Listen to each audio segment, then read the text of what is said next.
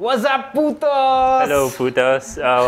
Welcome to the PutoTech show, NMF's Tech Podcast. I'm your host, Enrique. With me is Miguel. And we have a lot of news. A lot of news, so let's get straight into it. Last week we went a little long, actually. We did. We're going to try to make it a little quicker. We're going to make it shorter. We're going to make it quicker. We're going to just...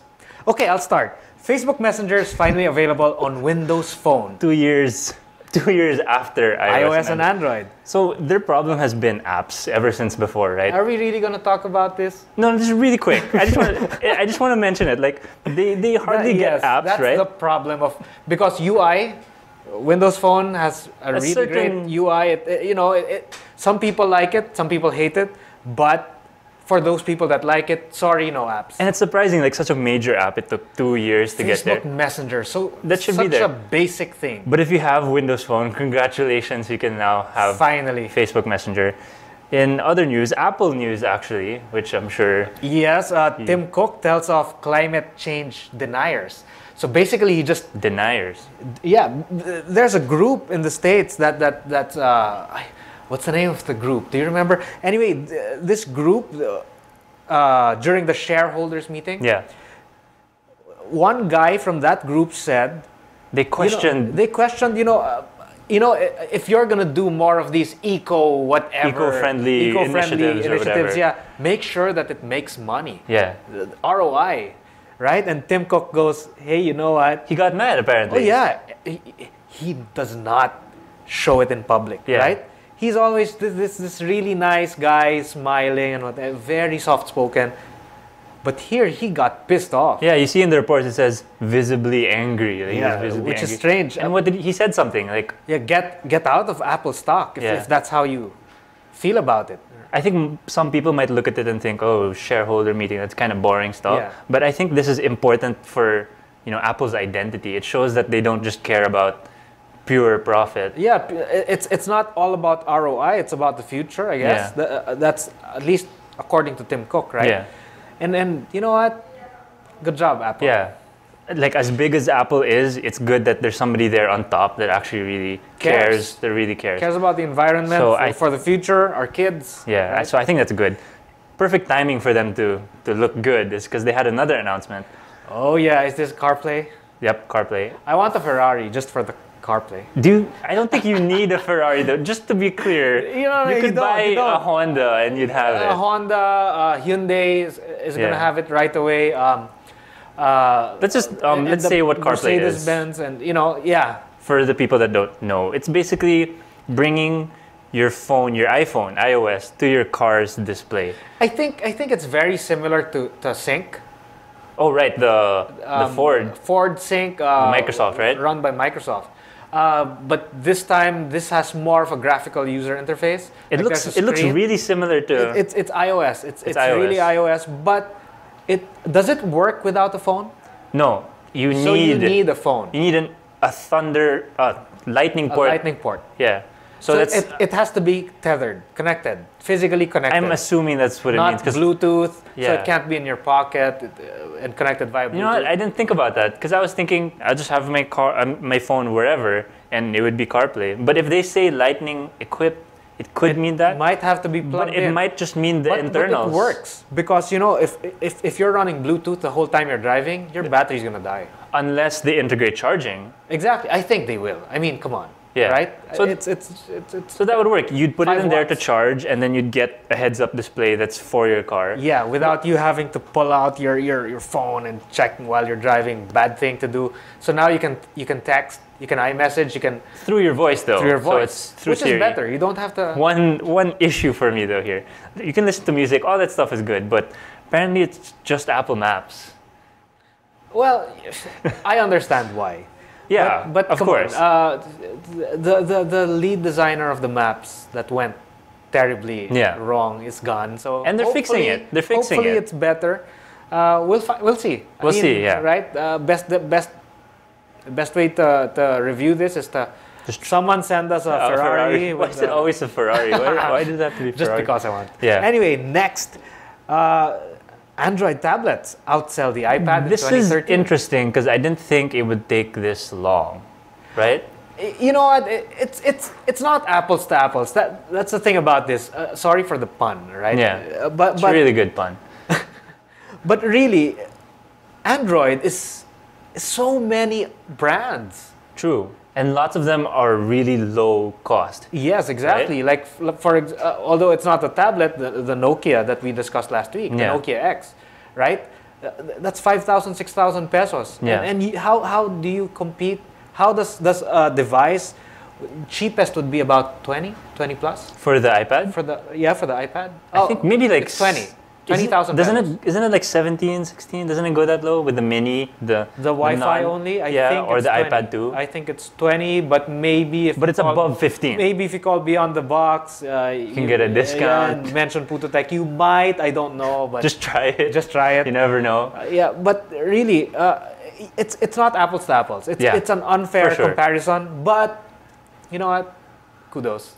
I think it's good, but I think this is a sign that Google needs to take their tablet optimized apps more seriously. Yes, because right now it's phone apps. Yeah, because if I'm going to buy a tablet, I would go for the iPad just because the apps there are really optimized for the big screen. Yes. I don't want blown up phone apps, right? Like for example, you remember how it used to be with the iPad where there were doubling. Apps. Yeah, they just make the size bigger. Yeah. But they were basically phone apps, and I couldn't stand them. Instagram is still that way for some reason, right? Oh. And Android is full of that. So I hope because of this news, Google's like, you know what, we're selling a lot of tablets. We should start taking that more seriously. Yeah. Hey, Move. Oh, that's really cool. MOOV, Move. Move. I think this is from former Apple engineer. Yes, former Apple engineer. So it's a fitness tracker, right? It's a fitness tracker. It's very much like how I imagined Apple would do it. It's simple. It's so simple. There's no screen. I could see this as an Apple product. I do too. It has the philosophy of Apple in it, and basically it helps you with most anything you do. In fact, Pico and I were joking about this, right? Because we watched the video, and it was like Siri was such a nagger. Why? Because hey. Oh, you're not doing it right. Yeah, shorten your step. Yeah, fix your swing. Which is actually good. I know, right? Because like, imagine if you do all those fitness things and you're doing it wrong, right? I mean, so you're wasting your time. Oh, in fact, it also you can connect it to your leg for when you're jogging, and it'll tell you that your step is too heavy. Yeah. So you have that's important. It'll tell you to lighten just to avoid injury, and I think that's great. I was wondering though, like you connect one to your leg. Does that mean you only need to buy one? I have no idea. Because I saw the boxing thing. Does that mean I only need to buy one for my left hand? I think it should be. It would be better if you had two. I think it would. Right? But can it even support two? I mean, I don't know how that works. We'll find out. But the idea is really great. Super, yeah. So I think that's cool. Super. Okay, there's this thing I saw online. Another news. Right? Yeah, I don't know what this is. Okay, what is this? It's called an iPin laser presenter. So it's basically a laser pointer. It's a laser pointer, but what's so special about a laser pointer? You see this thing, you know, where you plug in your headphones, right? It's that size. Okay, so and there's just a little tiny head that comes out. Yeah. And that's the laser pointer. So it's meant to be attached to your phone? It's meant to be attached to your iPhone. Okay, why? Because there's an app. Okay. So when you connect it, you know how when you send music to your earphones, right? There's a little bit of electricity. Okay. That's the amount of electricity that it needs. So you can basically use your phone to turn it on, turn it off. Oh, nice. And it's a presenter because it can also control like your keynotes and all that. The app can control your keynote. The app can control that. Okay. So for example, you have a big screen behind you and you're presenting to like a big crowd. All you'll need is your phone. You need your phone, and you can change your screen. I mean, you can flip to the next screen, right? Slide.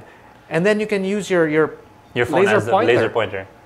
So it's like basically all your presentation stuff. Yeah. All on your phone. That's what it's meant for. But honestly, if I were to buy this, pointed at planes. No. I'll just I'll point it at the ground so my dog can run around. Because that's super exercise for super him. Useful use of your money. Next, how about the Roku? I have no idea. I'm a really bad.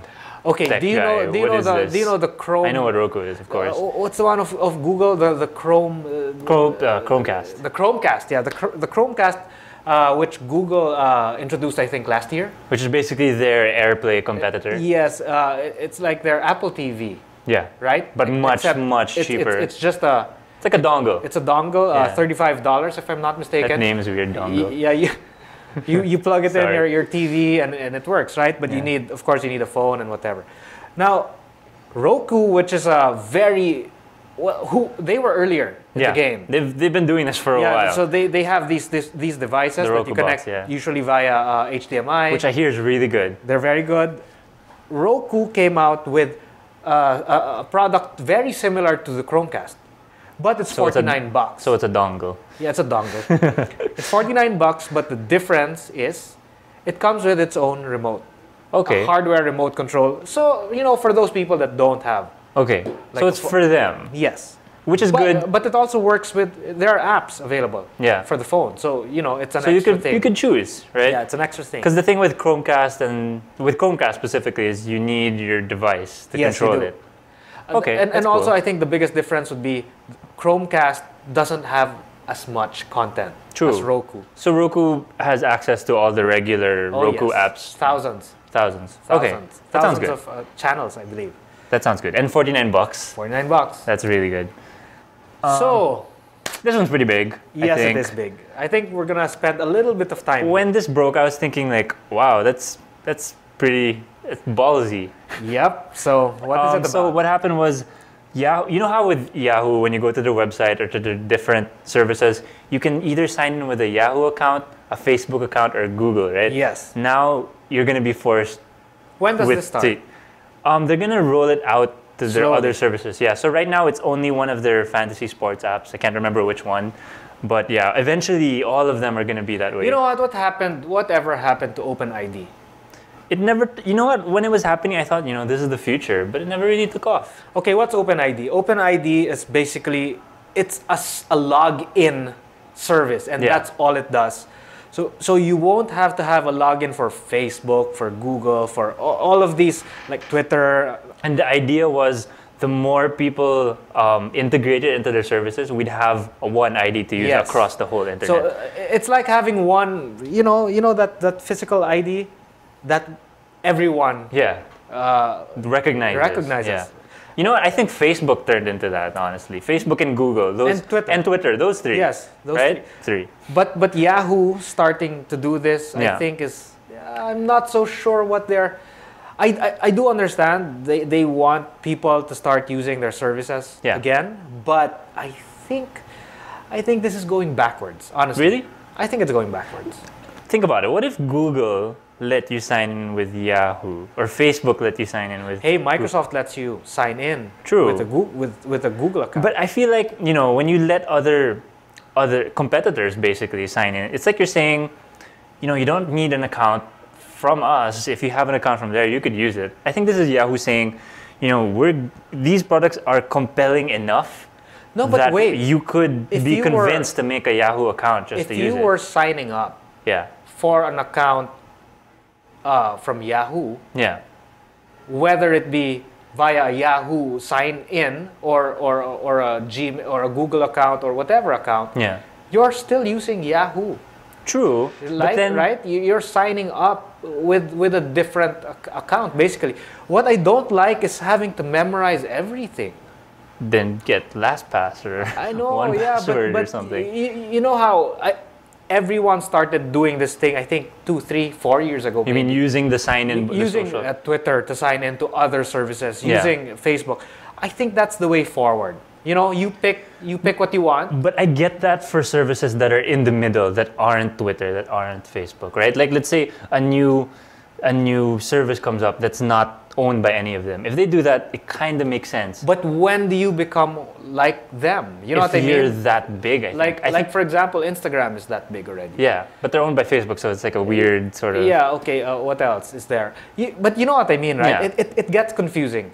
True. I really think OpenID... I agree. should have been the way. Since that didn't happen, I like the move by Yahoo. It's like saying, you know, we're making good stuff. I don't want that extra email address. I know you don't want it, but some people will just see it and they'll be like, okay, I'll make a Yahoo account, fine. And that gets them a user.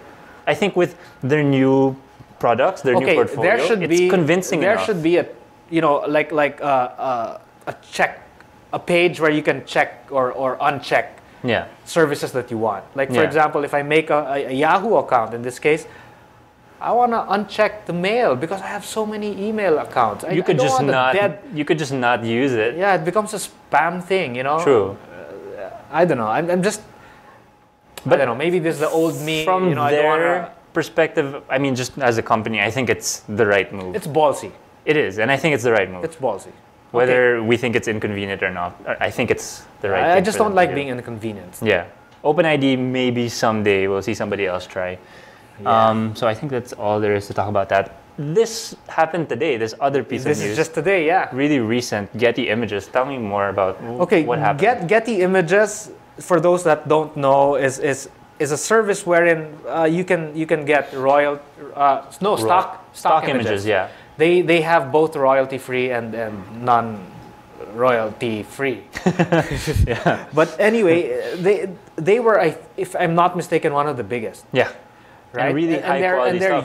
They're used by news agencies around the globe, international big agencies. And who could afford to pay for that on a regular basis? Big. You know what? But for people like us who can't afford, because you know when you pay for their service, you have to tell them like, oh, how many people are going to see this? Yes, and for how long? I thought you just had to pay them and then they're like, okay, here you go. That's for the others. The newer ones do this.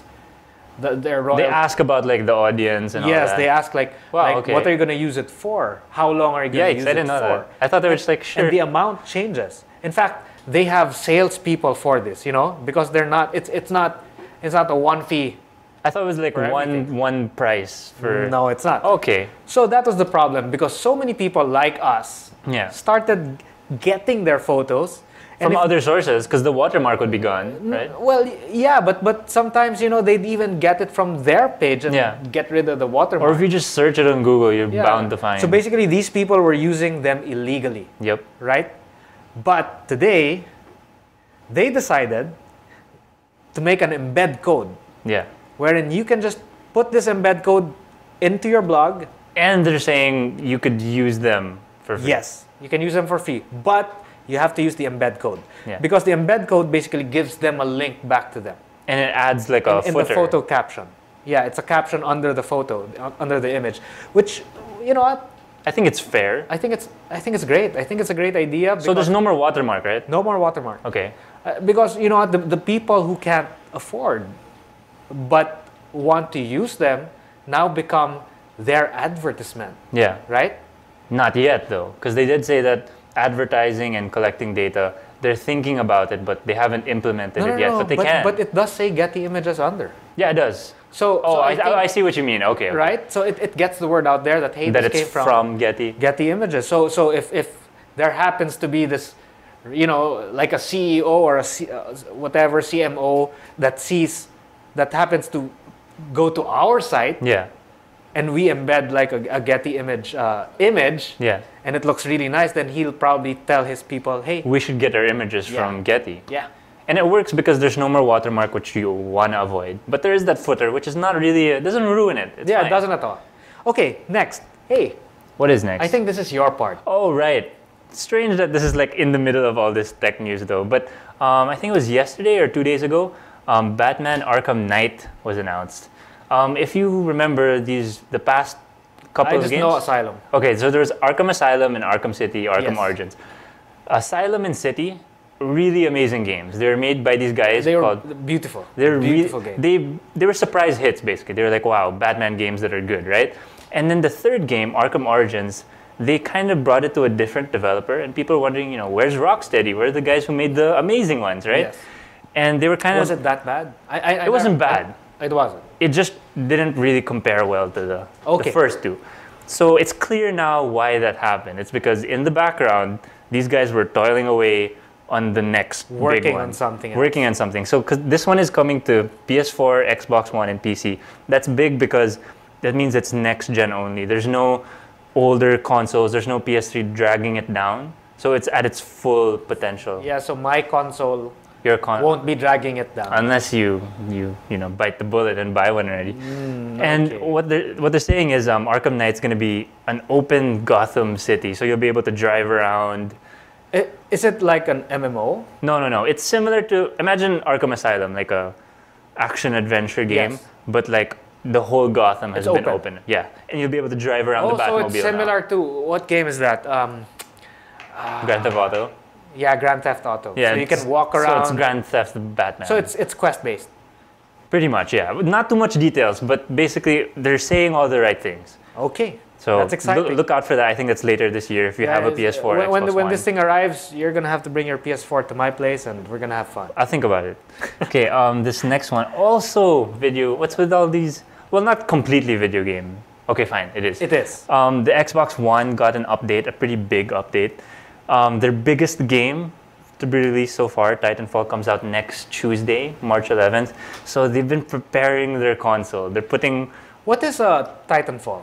It's a multiplayer shooter from the guys who made Call of Duty. Okay. Yeah, and it's basically them taking it to the next level. There's robots. It's gonna be. So it's futuristic. It's not super futuristic. It doesn't look like Star Wars or Star Trek. It's like maybe 5 years from now, 10 years from now. Yeah, so kind of like imagine District 9, that sort of something like that. That kind of timeline.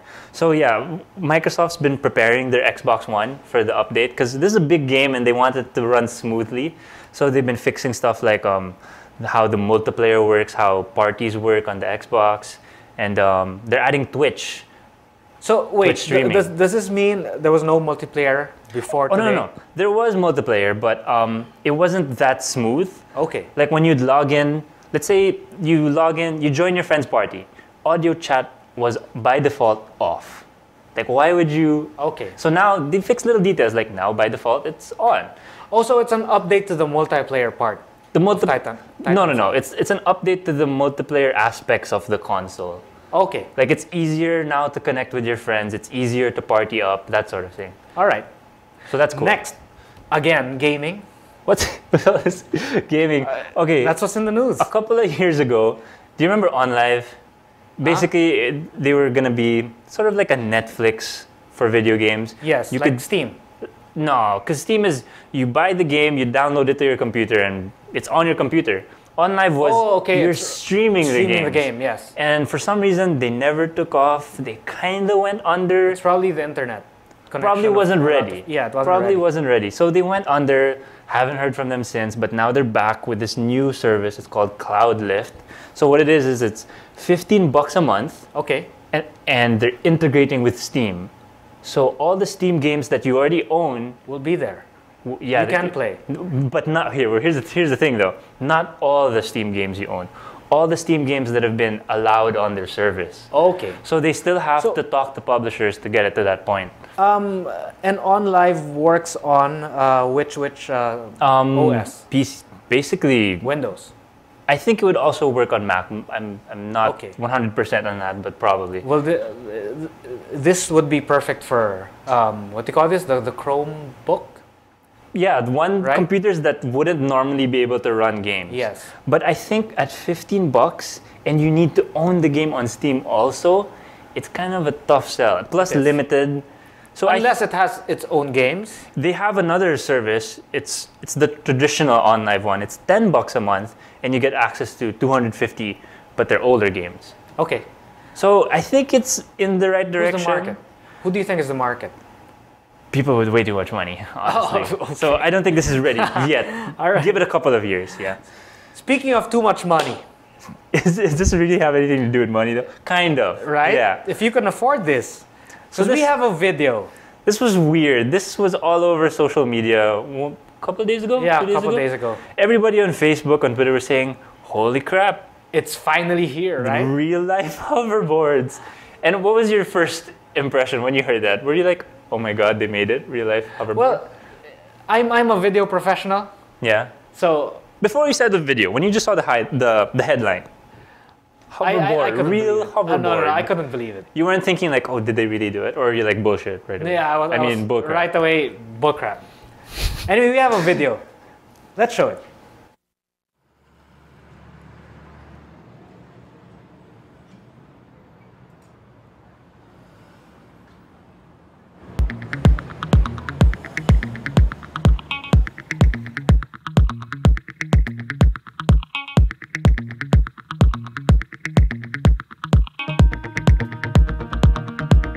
I'm Christopher Lloyd, and about 25 years ago, I played Dr. Emmett Brown in the film Back to the Future 2, a landmark film that, amongst other things, introduced the concept of hoverboards to the world.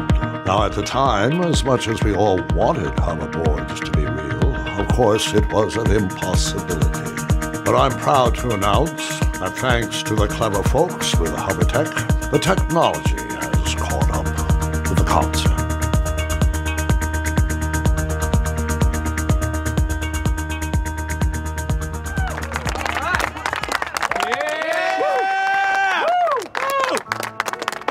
Well, my man, that's you.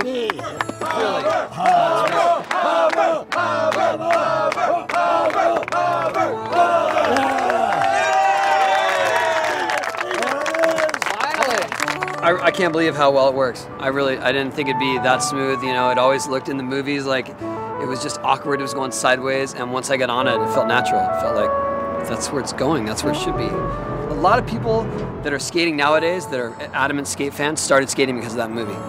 You can ask current pros. You can ask, and they'll say, "Yeah, I started skating because of that." That's great, right?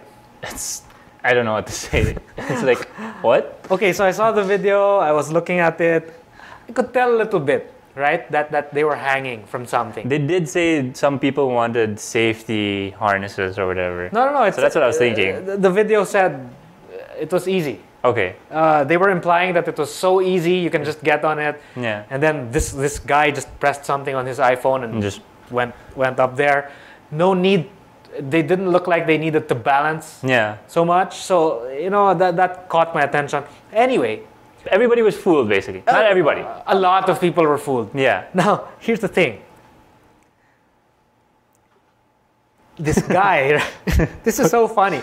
Because this guy, who's a costume designer, who worked on this project, put it in his online resume. So he kind of blew their cover. He blew their cover. Is he the only one that kind of revealed it? Like, if he didn't do that, they would have gotten away with this prank? Yes. They would have. But and another person who was like in charge of advertising or something, they said they did a Funny or Die commercial. So basically, what was the revelation behind it? Well, what was it? Funny or Die is behind it. So they made the video. You know, it's with the usual strings and whatever.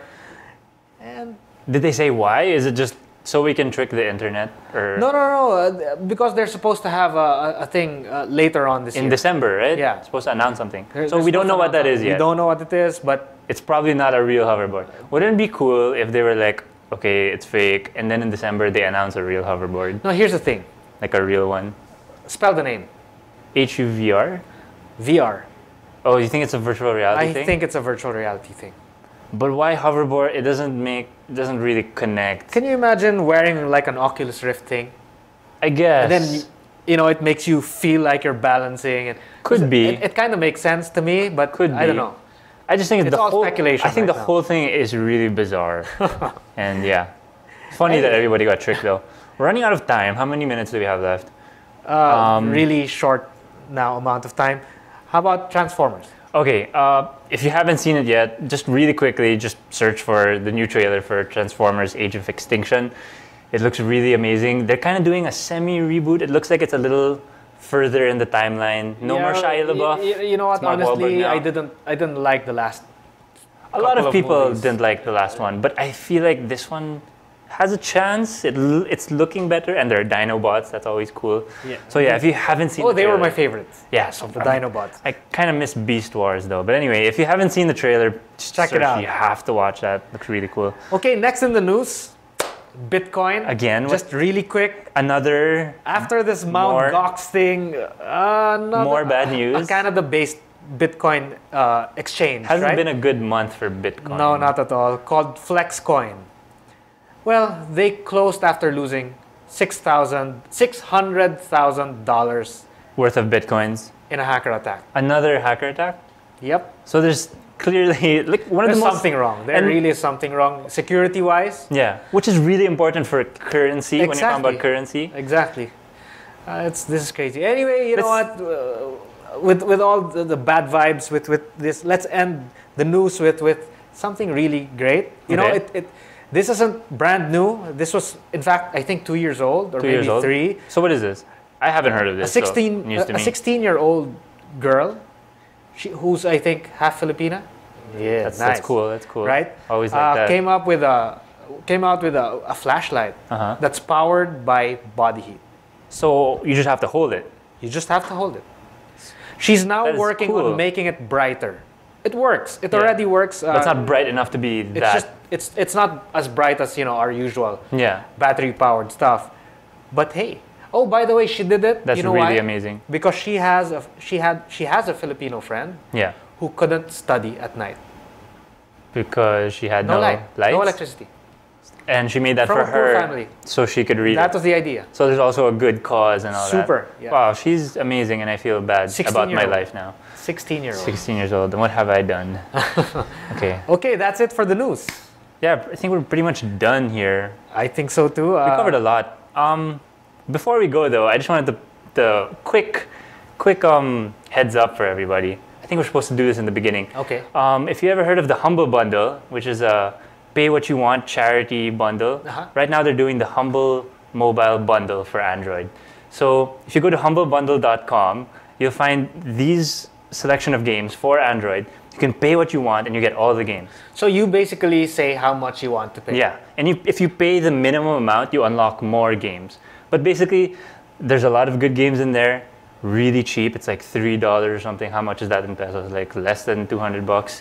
You could pay $1 if you want. But if you pay the average, you get more stuff, right? Yeah. Rather than paying the 1 cent. Yeah. Right? And the average is really small. So you might as well pay that, get a bunch of free games for your Android, and support charity too. Yeah, and so that's cool. In the same, I also have that. Yeah. But my Humble Bundle is for coding. So what does it give you? It gives you basically it's a code bundle, coding for programmers. Yeah. Hopefully there are some of you who are watching. It gives you Java. Is it for like beginner programmers who might want to learn? Name your own price to learn to code. What's the bundle called so people can search for it? The Name Your Own Price Learn to Code bundle. The Name Your Own. That's a very Here's what you get. Graceful title. Web developer from scratch, which basically teaches you 41 hours of HTML, CSS, JavaScript, PHP, XML, JSON, AJAX, jQuery, and the new HTML5 plus CSS. Basically CSS3. all the languages you'd want to... Yep, creating responsive web design, etc., etc. So if people want to find this, what do they Google? The Name Your Own Price Learn to Code bundle. Okay, that sounds really cool. I just think they need a different name. So yeah, I think that does it for... Coders, they're not so creative. I know, but... I'm sorry. That's mean, yeah. Okay, so I think that does it for this episode. We wanted to do listener questions and emails, but nobody sent questions. Please, I'm really disappointed. Send us some questions because we really want to interact with you guys. Or just emails, just stuff. We'll read them on air or answer them for next week. 2-minute epic. Oh crap, GBA for iOS too. What's that? You can emulate Game Boy Advance games on your iOS device without needing to jailbreak. Wow, that's exciting. It may have been patched with the newest update, but I can't. So it might not be able to work. But it worked before the most recent one. And I was playing without a jailbreak Pokemon on my iOS device. I have an epic. GBA for iOS. I have an epic. Air. Oh man. Air PNP, not B&B. So what's Air PNP? Air PNP is... Okay, they have a tagline. We take care of lavatory logistics so you don't have to. So they help you pee? They help you find a place to pee. Wow, does that work here? Not yet, but hopefully it does because we kind of need that. We really need it. Some bathrooms. No, I'm just kidding. I'm just kidding. Really need it. Okay, I think that does it for this show. That's it. Send us your questions. We really, really want them. And if you want to subscribe, you can find us on iTunes. Just search for PutoTech. YouTube, you can subscribe to the channel, youtube.com/PutoTech. Is there a PH there? Or just PutoTech? I think it's just PutoTech. Anyway, you can find all of that in our description. Our Twitters, everything's there. So yeah, if you want more PutoTech, please subscribe. That would really be great. And yeah, we'll see you guys next week. Thanks for watching. The views and opinions expressed on any program are those of the persons appearing on the program and do not necessarily reflect the views and opinions of the New Media Factory. Some programs on this network might include strong images and language and may not be suitable for all audiences. Viewer discretion is advised.